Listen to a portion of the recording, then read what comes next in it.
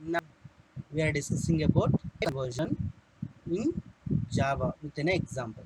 So type conversion means when you are assigning a value of one data type to another data type.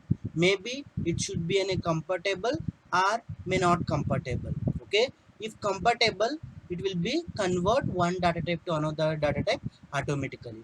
If it is not compatible, we have to specify to convert, or we have to convert that programmer to specify to convert from one data type to another data type. That is called explicit type conversion. So we have two types of type conversion in Java. One is called automatic or implicit type conversion, another one is called explicit type conversion. Okay, we will see one by one. Okay, first one, implicit type conversion. Okay, implicit type conversion, or it is also called widening or automatic type conversion. So uh, implicit type conversion or widening conversion takes place when two data types are automatically converted. Means when the two data types are comfortable while converting from one data type to another data type.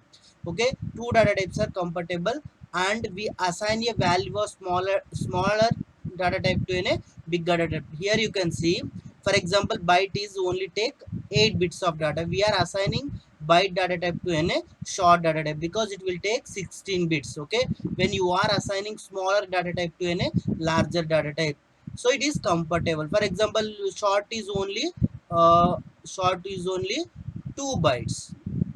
Okay, but integer have an 4 bytes, so on the time it is comfortable. Integer have 4 bytes and long have 8 bytes, so on the time it is a comfortable. So it is called widening, or also called implicit type conversion. Is here another example. I am giving this example because it's a very important. Sometimes there is a possible to ask like this. It is a character data type, means it is character data type have 2 bytes. Okay, character data type. We are converting character to an integer. So here character data type, character variable holds the C value. It's converting to A. Maybe on the time what value it will be stored. So on the time it will be stored ASCII value of A. So keep in your mind ASCII value of capital A is 65. It will be continue up to Z, so 65 to add 26, so 91. Okay, after that capital A value is 97, B value is 98, C value is 99, so on up to Z. The sequence will be continued. Either you can give like that, or directly these will be converted to ASCII value. That ASCII value will be stored in B, means B will be stored within a 99 in this there, because the C value. So keep in your mind, when you are assigning character value to integer, the character value will be converting to ASCII value and it will be assigned. So when you are assigning smaller data type to larger data type, automatically the conversion will be happen. For that conversion we call implicit conversion. Okay, next another conversion we will see.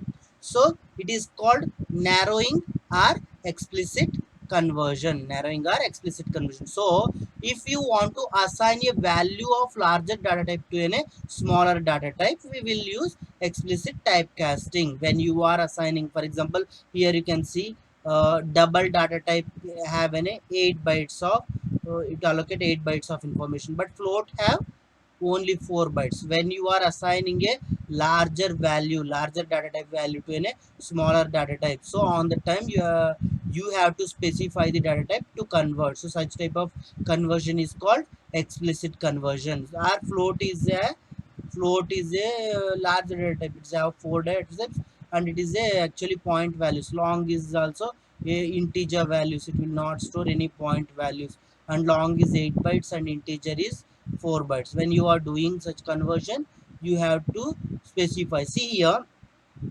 I'm converting float value to an integer. On the time I specified here data type for what data type means it is a these float value I am converting into a integer data type. So that's why I specified here integer. Either here you can see 98 is a integer data type. I am converting this integer data type into character data type. So because of that I specified here character. Like that you have to specify these value. For these value you are converting to a particular data type. What type of data type you are converting, so you have to specify here that data type. So these value will be converted to particular data type, and that will be stored in a L, means variable L will be stored with. So 98 ASCII value will be 98 will be converted into character. When 98 will be converted into character, it turned into a small b, and small b will be stored in a L. So like that the conversion will be happen. It will be specified by programmer when doing a larger data type to a smaller data type. It is called explicit conversion. Okay, next we have two concepts. One is called auto boxing, unboxing. First one auto boxing, another one is unboxing. It's a very simple. Auto boxing means converting a primitive data type into an object of corresponding wrapper class is called auto boxing. Means what is the, we have an wrapper classes, we are converting in primitive data type into a object. For example, int is a primitive data type, but integer is a wrapper class. Means when you are giving as an integer, it's treated as a object instead of a variable. So for example, float to a float.